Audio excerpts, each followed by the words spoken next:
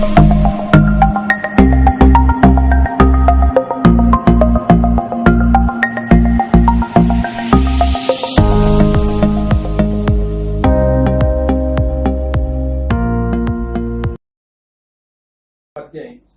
3.5 નો દાખલા નંબર 1 જોઈએ। એક હોસ્ટેલના વિદ્યાર્થીઓનો ભોજન ખર્ચ અંશતઃ અચળ અને અંશતઃ વિદ્યાર્થીઓ જેટલા દિવસ ભોજન લીધું હોય તે દિવસોની સંખ્યાના પ્રમાણમાં હોય છે। વિદ્યાર્થી A 20 દિવસ ભોજન લેશે અને તેનું ભોજન ખર્ચ ₹1000 ચૂકવે છે। વિદ્યાર્થી B 26 દિવસ ભોજન લેશે અને ભોજન ખર્ચ પેટે ₹1180 ચૂકવે છે। તો નિશ્ચિત દૈનિક ખર્ચ અને દૈનિક ભોજન ખર્ચ શોધો। તો અહીંયા આપણે બે રાશિ ધારીશું, એક નિશ્ચિત દૈનિક ખર્ચ અને દૈનિક ભોજન ખર્ચ ધારીશું। દાખલા નંબર 1 ધારો કે નિશ્ચિત દૈનિક ખર્ચ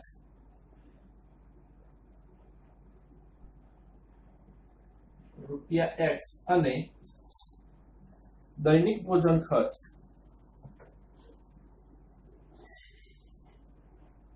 ₹Y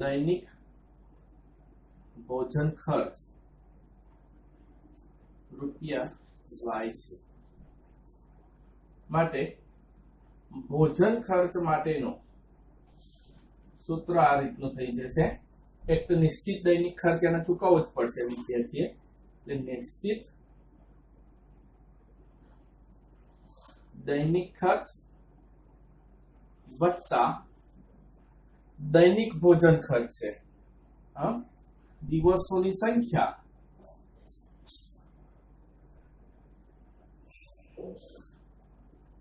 એના પ્રમાણમાં છે, દિવસોની સંખ્યા ગુણ્યા દૈનિક ભોજન ખર્ચ।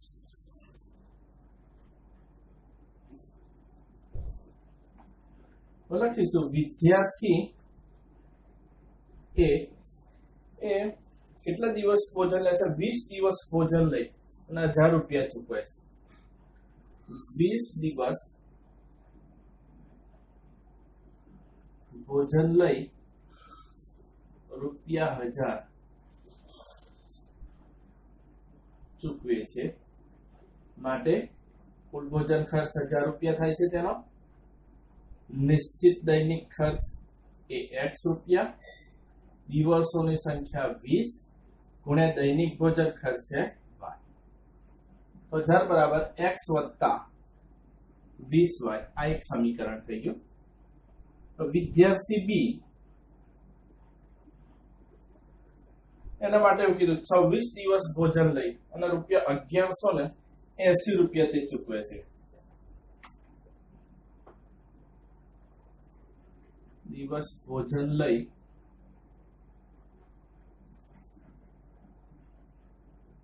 ₹1180 ચૂકવે છે। માટે ચૂકવાતો કુલ ભોજન ખર્ચ 1180 બરાબર નિશ્ચિત દૈનિક ખર્ચ X, દિવસોની સંખ્યા 26 અને રોજના રૂપિયા Y પ્રમાણે, એટલે 26Y।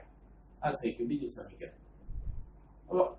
અહીંયા આપેલા જે કોયડાઓ છે એ કોયડાઓનો ઉકેલ કોઈ પણ રીતે ગણી શકાય એવું સૂચના આપણને આપેલ છે। બૈજિક રીતે તેમના ઉકેલ મેળવો, કોઈ પણ બૈજિક રીતે।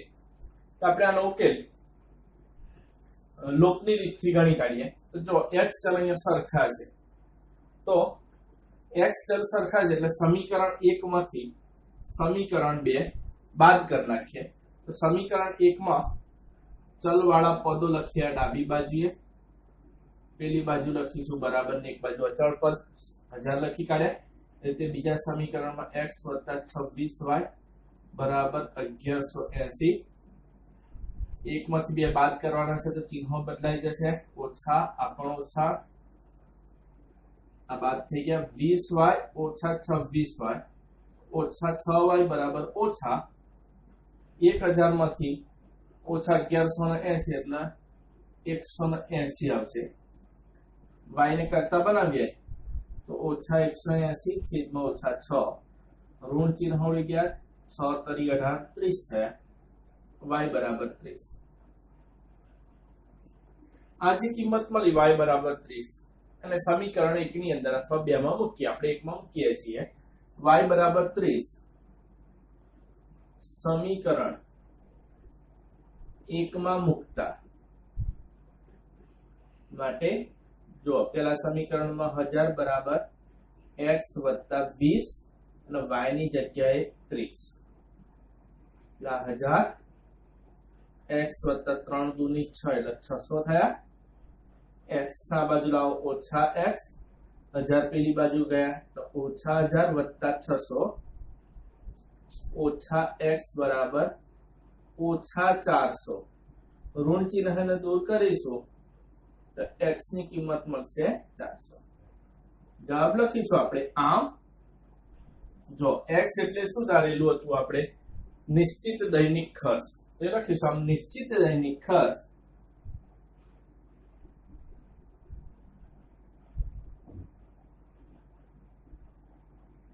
રૂપિયા 400 અને y તરીકે દૈનિક ભોજન ખર્ચ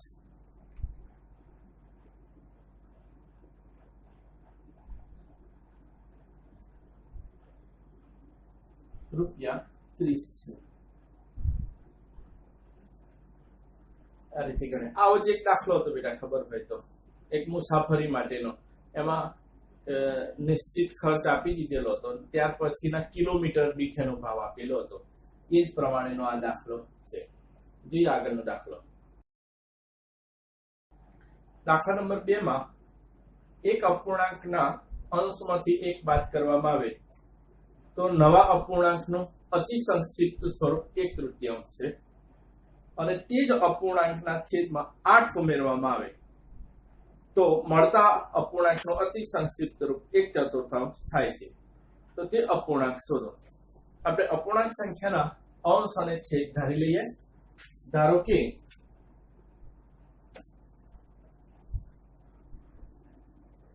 અપૂર્ણાંકનો અંશ x અને છેદ y છે. એની નીચે તરત જ લખી કાઢીશું. માટે મૂળ અપૂર્ણાંક બરાબર અંશના સ્થાને x અને છેદના સ્થાને y. આ થશે. આપેલ પ્રથમ શરત અનુસાર આપણે આ રીતનું લખી શકીએ. અંશમાંથી 1 બાદ કરવામાં આવે તો x માંથી 1 બાદ કરીએ x - 1 છેદ એમનો 13 તો મળતા નવા પૂર્ણાંકનું અતિ સંક્ષિપ્ત રૂપ 1/3 થાય છે. આ રીતે 3 ને અહીંયા સામે ગુણીશું તો જો 3 કૌંસમાં x - 1 બરાબર y 1 જોડે ગુણાશે એટલે y 3x - 3 બરાબર y 3x ઓછા y આ બાજુ લઈ જઈએ છીએ -3 બરાબર 0. આ એક સમીકરણ થયું. અહીંયા મળતા જે સમીકરણોનો ઉકેલ છે એને આપણે ચોકડી ગુણાકારની રીતનો ઉપયોગ કરીને ઉકેલવા છે. એટલા માટે તેના પ્રમાણિત સ્વરૂપમાં મેં લખી કાઢ્યા છે. આપણે અહીંયા મળતા સમીકરણોનો કોઈ પણ રીતે ઉકેલી શકીએ, પરંતુ સ્વાધ્યાય 3.5 એ ચોકડી ગુણાકાર પરનું છે એટલે આ દાખલો ચોકડી ગુણાકારની રીતથી ગણવાનો પ્રયત્ન કરીએ. તમે લોપની રીતથી પણ ગણી શકો, આદેશની રીત વડે પણ ગણી શકો. ટાઈપ થઈ ગયું. ચલો બીજી શરત અનુસાર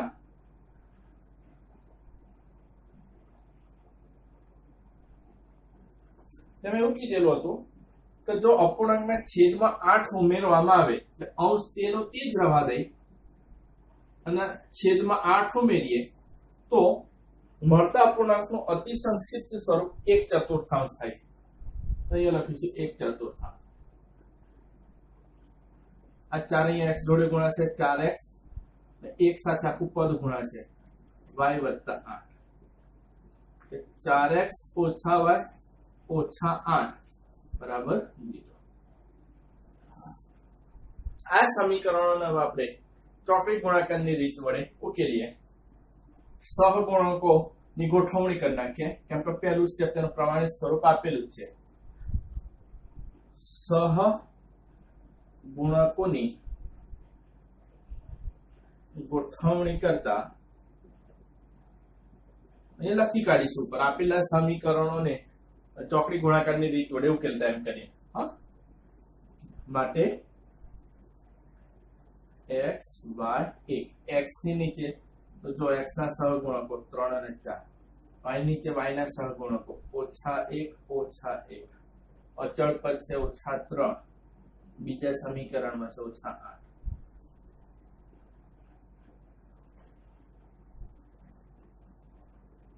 x y અચળ પદ ની હવે x ની નીચે લખવાના થાય સહગુણકો એ વખતે x દબાઈ દઈએ તો જો કયા સહગુણકો દેખાય -1 -1 -3 -8 y ની નીચેના -3 -8 3 અને 4 અચળ પદ નીચે 3 4 -1 -1 તો આપણે ગુણાકાર કરીએ હવે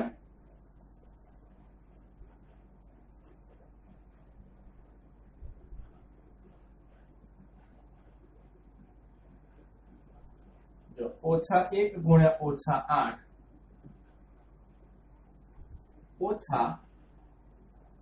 -1 ગુણ્યા -3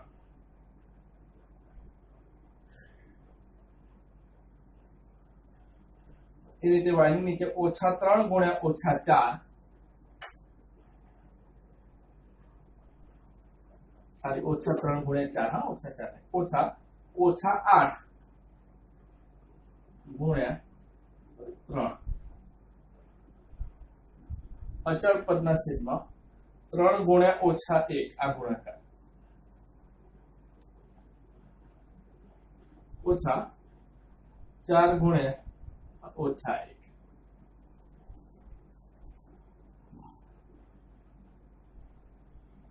જો અહીંયા -1 ગુણ્યા -8 થશે 8 ઓછા આ ગુણાકાર કૌંસમાં લખો -1 ગુણ્યા -3 3 એકા 3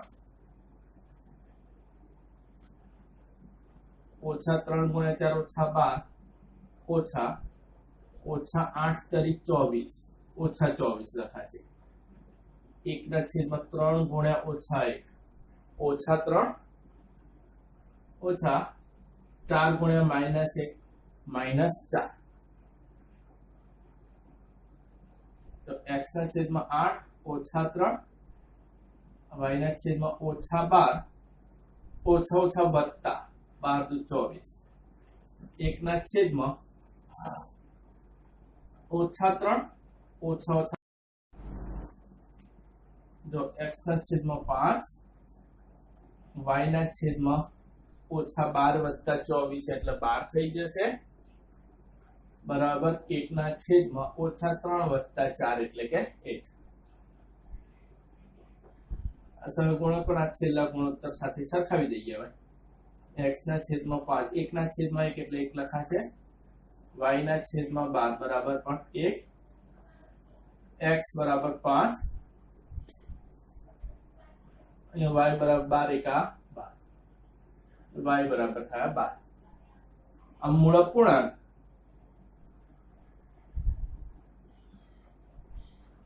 x ના સ્થાને x છેદમાં y છે ને અપૂર્ણાંક x એટલે 5 અને y ના જગ્યાએ 12 એટલે શોધવાનો જે અપૂર્ણાંક હતો આપણે એ થશે 5 ના છેદમાં 12 જોઈએ આગળનો દાખલો દાખલા નંબર 3 જોઈએ યશને એક કસોટીમાં 40 ગુણ મળ્યા હતા તેને પ્રત્યેક સાચા જવાબના 3 ગુણ મળે છે અને પ્રત્યેક ખોટા જવાબ માટે 1 ગુણ કપાય છે જો પરીક્ષકે દરેક સત્ય જવાબ માટે 4 ગુણ આપ્યા હોત અને ખોટા જવાબ માટે 2 ગુણ કાપ્યા હોત તો યશે 50 ગુણ મેળવ્યા હોત તો આ કસોટીમાં કેટલા પ્રશ્નો હતા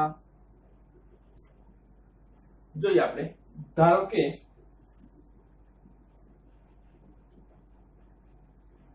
યશ x સાચા જવાબ અને y ખોટા જવાબ આપે છે। આ ઉધારી લઈએ છે કે યસ જે પરીક્ષા છે આમાં x સાચા જવાબ આપી દે છે અને y ખોટા જવાબ આપે છે। તો પહેલા શું કીધું, સાચા જવાબના 3 ગુણ અને ખોટા જવાબ માટે 1 ગુણ કપાય તો તેને 40 ગુણ મેળવ્યા હોત। જો સાચા જવાબના 3 ગુણ અને ખોટા જવાબના 1 ગુણ કપાય તો યશને 40 ગુણ મળે પરીક્ષામાં। જો સાચા જવાબના 3 ગુણ એટલે x સાચા જવાબ આપેલા હોય, એક જવાબના 3 ગુણ થાય તો x જવાબના કેટલા થાય તો 3x થાય। ખોટા જવાબ માટે 1 ગુણ કપાય છે, તો એવા y જવાબો ખોટા આપેલા છે, ઓછા y ગુણ્યા 1 એટલે y ઇઝ ઇક્વલ ટુ કેટલા ગુણ મેળવ્યા હોત 40 ગુણ મેળવ્યા હોત, બરાબર 40। આ થઈ ગયું। આગળ જોઈએ, જો પરીક્ષકે એવું કર્યું હોત સાચા જવાબના 4 ગુણ એમ કીધેલું છે, જવાબના 4 ગુણ અને ખોટા જવાબના કેટલા લખેલા છે જોવા જો, ખોટા જવાબના 2 ગુણ કાપ્યા હોત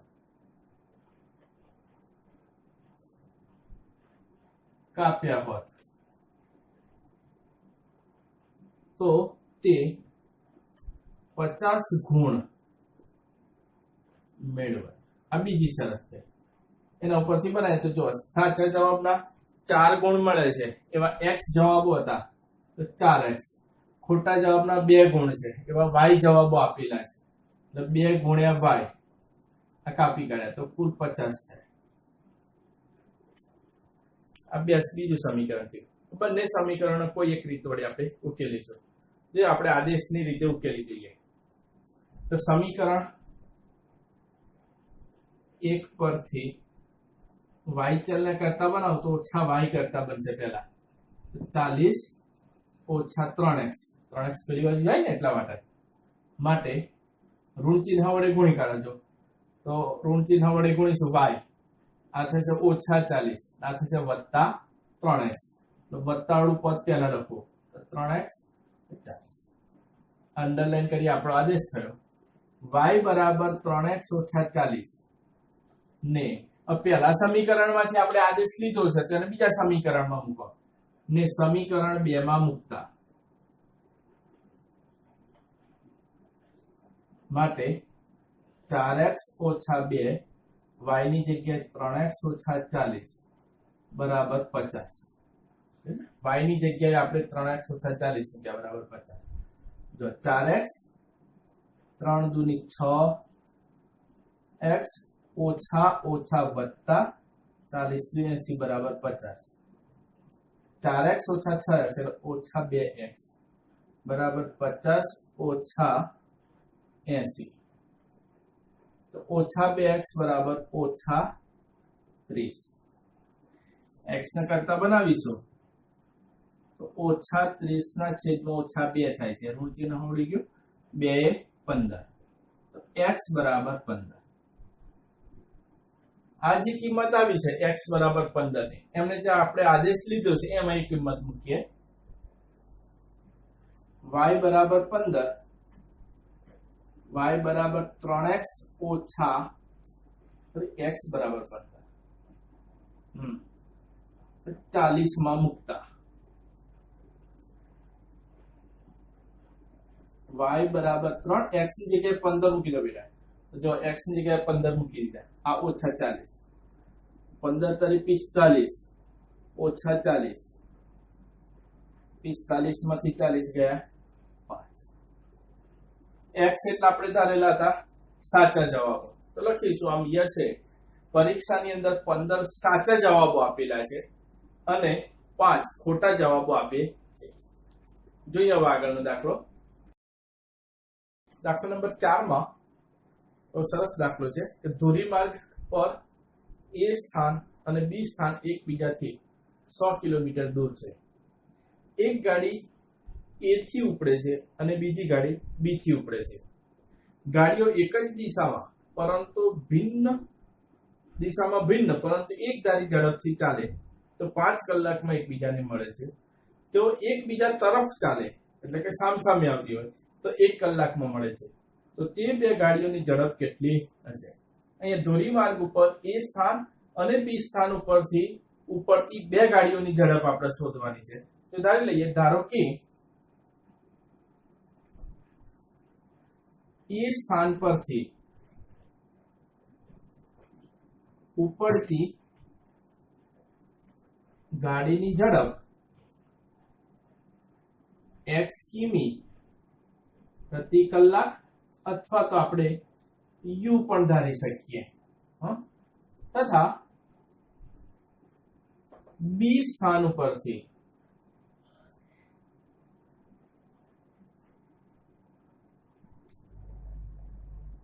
ઉપડતી ગાડીની ઝડપ v કિમી પ્રતિ કલાક છે. તો આગળ એમાં એવું કીધેલું છે, બંને ગાડીઓ એ અને બી બંને ગાડી એક જ દિશામાં ચાલે તો બંને ગાડી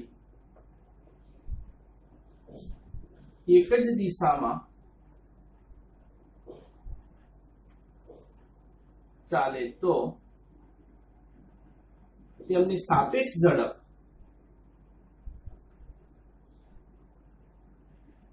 u ઓછા v કિમી પ્રતિ કલાક થશે.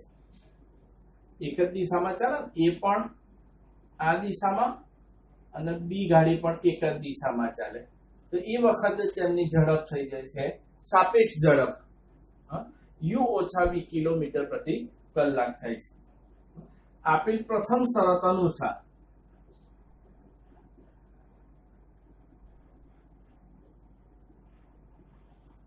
બંને જે ગાડી છે એ 5 કલાકમાં એકબીજાને મળે છે એવું કીધેલું છે. તો આપણે આવું લખી શકીએ, પ્રથમ શરત ઉપર એના આધારે આપણે આવું લખી શકીએ કે 100 કિમી અંતર, બંને વચ્ચેનું અંતર 100 કિલોમીટર હતું ને, 100 કિલોમીટર અંતર કાપતા લાગતો સમય 5 કલાક થાય એવું આપણે તારણ એક કરી શકીએ.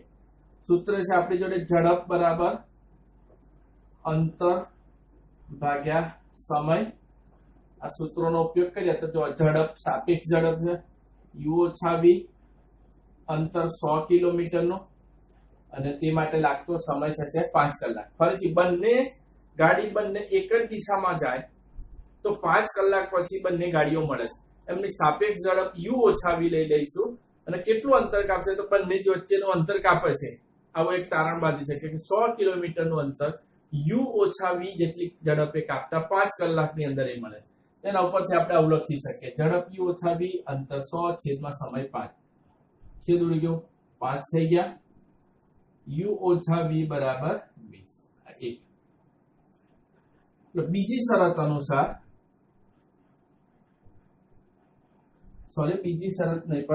બીજી શરતમાં એવું કીધેલું હતું બંને ગાડીઓ એકબીજાથી સામસામે એકબીજા તરફ ચાલે તો એ વખતે તેમની સાપેક્ષ ઝડપ કેટલી થશે જોઈએ. બંને ગાડીઓ એકબીજા તરફ ચાલે તો સાપેક્ષ ઝડપ બંને ગાડીઓની જે ઝડપ હતી એના સરવાળા જેટલી સાપેક્ષ ઝડપ થઈ જશે. u વત્તા v કિલોમીટર પ્રતિ કલાક થશે.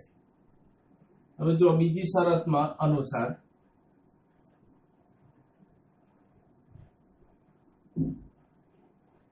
ઝડપ u વત્તા v 100 કિલોમીટર અંતર કાપે તો તે માટે તેમને લાગતો સમય 1 કલાક થશે છેદમાં 1. તો u વત્તા v બરાબર 100. ફરીથી સાપેક્ષ ઝડપ શોધવાની, સામસામે હોય બંને એક જ દિશામાં હોય તો u ઓછા v સાપેક્ષ ઝડપ, અને સામસામેની દિશામાં આવતા હોય તો u વત્તા v સરવાળા જેટલી સાપેક્ષ ઝડપ થશે. અંતર કેટલું કાપશે? તો બંને વચ્ચે જે ગાડીઓ વચ્ચે 100 કિલોમીટરનું અંતર હતું તે અંતર કાપવા માટેની જ આ વાત થાય છે. તો પહેલો જે સમય હતો એમાં 5 કલાકે મળે છે, બીજી જે શરત હતી તેમાં 1 કલાકમાં બંને ગાડીઓ મળે છે, એટલે છેદમાં અહીંયા 1 લખી કાઢે. આ બંને સમીકરણોને આપણે ઉકેલવા છે. લોપની રીતે ઉકેલવા ખૂબ જ સહેલું થઈ જશે. જો ઓછા v ને વત્તા v છે એટલે v ચલનો લોપ થશે અહીંયા. તો લખીએ 1 વત્તા 2 u ઓછા v બરાબર 20 અને u વત્તા v બરાબર 100. આ લોપ થયો. u વત્તા u 2u અને 20 વત્તા 100 120. કરતા બનાવીએ આપણે તો u બરાબર 120 ના છેદમાં 2 થશે. 2 છેદ ઉડી ગયો 60 માટે u બરાબર 60. u બરાબર 60 સમીકરણ 1 માં મૂકીએ તો શું થશે? જો u ની જગ્યાએ 60 મૂકી દઈએ તો 60 ઓછા v બરાબર 20 ઓછા v બરાબર 20 ઓછા v બરાબર 20 ઓછા 60 ઓછા v બરાબર ઓછા 40 v બરાબર ઋણ ચિહ્ન દૂર કરીશું એટલે 40. u એટલે એ સ્થાનેથી ઉપરથી ગાડીની ઝડપ થઈ 60 કિલોમીટર પ્રતિ કલાક, અને v એટલે બી સ્થાન ઉપરથી ઉપરતી ગાડીની ઝડપ થઈ. આમ બી સ્થાન ઉપરથી ઉપરતી ગાડીની ઝડપ થશે 40 કિલોમીટર પ્રતિ કલાક. જોઈએ આ સ્વાધ્યાયનો છેલ્લો દાખલો. દાખલા નંબર 5 માં જો એક લંબચોરસની લંબાઈમાં 5 એકમનો ઘટાડો થાય અને પહોળાઈમાં 3 એકમનો વધારો થાય તો લંબચોરસનું ક્ષેત્રફળ 9 ચોરસ એકમ જેટલું ઘટે છે. જો આપણે લંબાઈમાં 3 એકમ અને પહોળાઈમાં 2 એકમ વધારીએ તો ક્ષેત્રફળ 67 ચોરસ એકમ વધે છે. તો લંબચોરસના પરિમાણ શોધો. લંબચોરસના પરિમાણ એટલે કે તેની લંબાઈ અને પહોળાઈ શોધો એવું કીધેલું છે. જો ધારો કે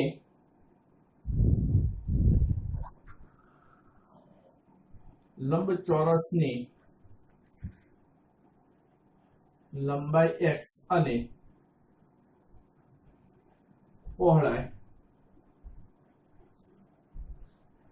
y છે. એકમ કયો આપેલો છે આમાં? ચોરસ એકમ છે, એટલે x એકમ અને y એકમ છે. માટે લંબચોરસનું ક્ષેત્રફળ બરાબર લંબાઈ ગુણ્યા પહોળાઈ કે x ગુણ્યા y બરાબર થઈ જશે xy નું ચોરસ એકમ. જો પ્રથમ શરતમાં શું કીધેલું છે? લંબાઈ 5 એકમ ઘટે અને પહોળાઈમાં 3 એકમનો વધારો થાય તો જે નવો લંબચોરસ બનવાનો તેનું ક્ષેત્રફળ મૂળ જે લંબચોરસ હતો એના ક્ષેત્રફળ કરતા 9 ચોરસ એકમ જેટલું ઘટી જાય છે. તો જોઈએ આપણે લખીએ લંબાઈમાં 5 એકમનો ઘટાડો અને પહોળાઈમાં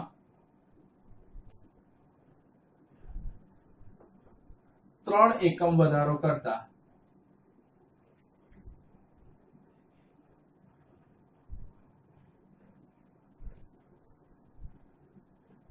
નવી લંબાઈ x ઓછા 5 અને પહોળાઈ જો વધારો કરવાનો છે એમાં y વત્તા 3 એકમ બને. આપેલ શરત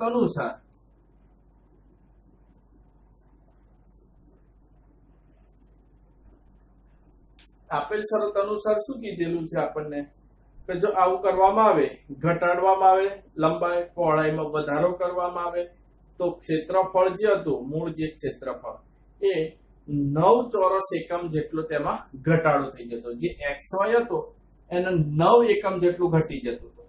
એટલે કે આ xy માં 9 બાદ કરીએ ઘટાડો થયો ઇઝ ઇક્વલ ટુ આ નવા બનતા લંબચોરસના ક્ષેત્રફળ જેટલું થઈ જશે. એટલે x ઓછા 5 ટુ y વત્તા 3. ખબર પડે તમને શું કીધું? ફરીથી આ પ્રમાણેનો જો ફેરફાર કરવામાં આવે તો ક્ષેત્રફળ મૂળ જે ક્ષેત્રફળ હતું એના કરતા 9 એકમ જેટલું ઘટાડો થતો હતો. એટલે આમાં 9 ઘટાડી દો, કાં તો પછી એક વસ્તુ છે તમે આમાં 9 ઉમેરી દો તો પણ ચાલે, બંને અર્થ એકનો એક જ થશે.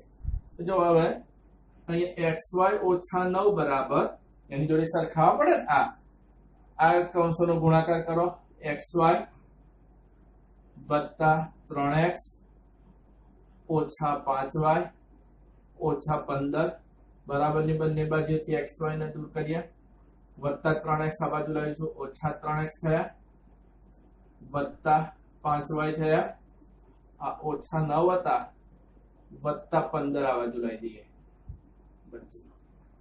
ઓછા 15 હતા ને એને આપણે આ બાજુ લાવીએ તો વત્તા 15 છે, ઓછા 3x વત્તા 5y વત્તા 6 બરાબર 0. ઋણ ચિહ્ન વડે ગુણી કાઢો તો 3x ઓછા 5y ઓછા 6 બરાબર આ પહેલું સમીકરણ છે. સ્વાધ્યાયનો છેલ્લો દાખલો છે આ લૂપની આપણે ચોકડી ગુણાકારમાં.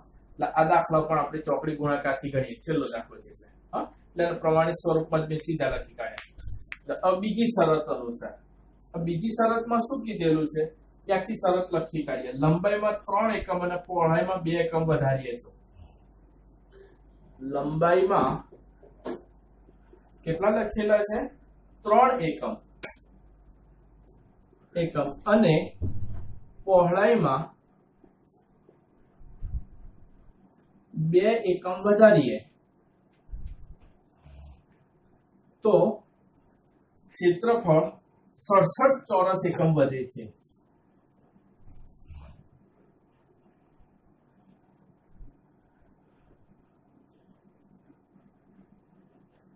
આટલો વધારો થાય છે.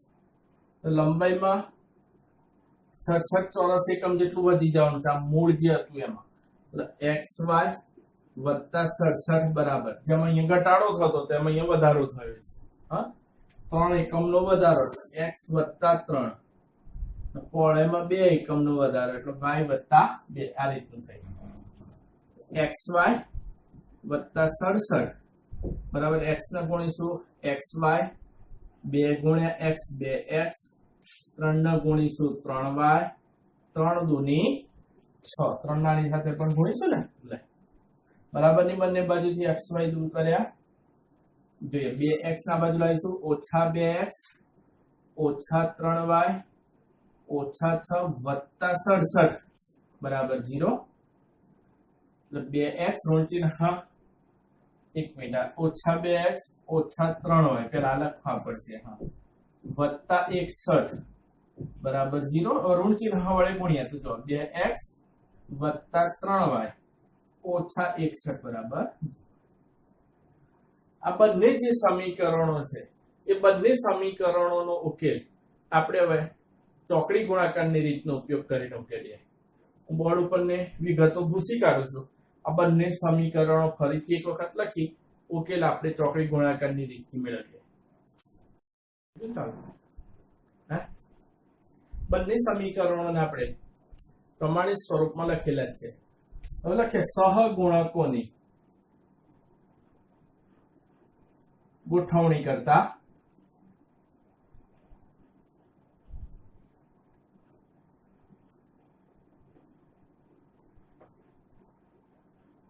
x ના સહગુણકો લખીશું બંને સમીકરણોના.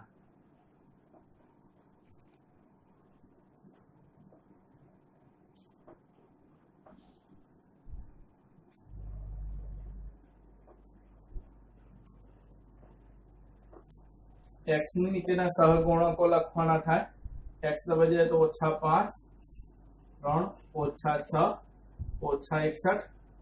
y નીચેના સહગુણકો લખવાના થાય. y દબાઈ દઈએ તો ઓછા 6, ઓછા 61, 3 અને 2 અચળ પદ, 3, 2, ઓછા 5 અને 3. ચોકડી ગુણાકાર કરીએ અહીંયા તો જો ઓછા 5 ઓછા 61 ઓછા 3 ગુણ્યા ઓછા 6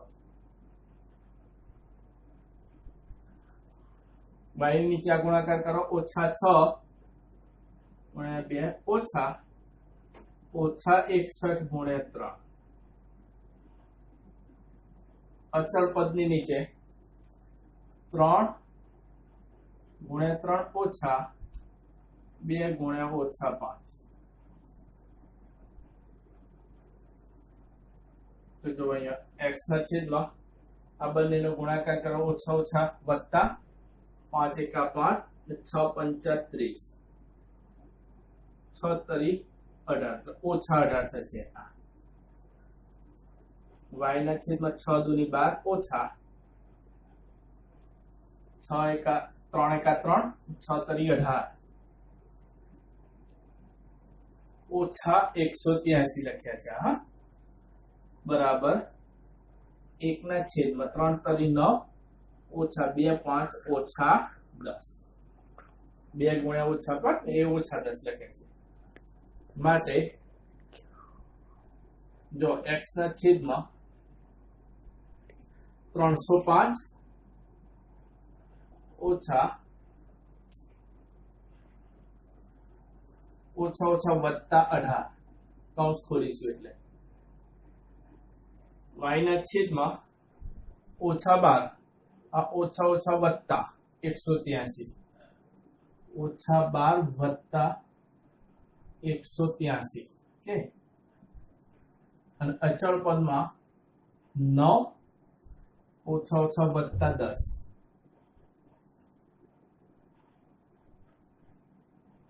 આ થવાના 323 x ના છેદમાં y ના છેદમાં આ થશે 171 1 ના છેદમાં 9 વત્તા 10 19 આ બંનેના છેલ્લા ગુણાંકોનો જે ગુણોત્તર છે એની સાથે સરખાવીએ જો x ના છેદમાં 323 બરાબર 1 ના છેદમાં 19 અને y ના છેદમાં 171 બરાબર 119 1 ના છેદમાં 19 x ને કરતા બનાવીએ તો 323 ના છેદમાં 19 અહીંયા y કરતા બનશે 171 ના છેદમાં 19 19 છેદ ઉડાડીશું તો અહીંયા 17 અને 19 છેદ ઉડાડીશું 171 ના તો 19 9 171 થાય x બરાબર 17 ને y બરાબર 9 આમ લંબચોરસની લંબાઈ જે આપણે x ધારી હતી હા 17 એકમ અને પહોળાઈ 9 એકમ થાય